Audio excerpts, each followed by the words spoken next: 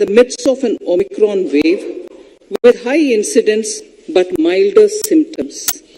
Further, the speed and coverage of our vaccination campaign has helped greatly. With an accelerated improvement of health infrastructure in the past 2 years, we are in a strong position to withstand challenges. I am confident that with Sabka Prayas, we will continue our journey with strong growth.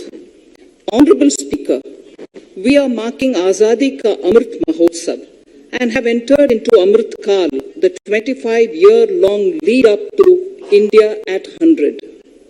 Honorable Prime Minister, in his Independence Day address, has set out the vision for India at 100. By achieving certain goals during Amrit Kal, our government aims to attain this vision. They are complementing the macroeconomic level growth focus with a microeconomic level all-inclusive welfare focus, promoting digital economy and fintech, technology-enabled development, energy transition, and climate action, and relying on virtuous cycles starting from private investment with public capital investment, helping to crowd in private investment.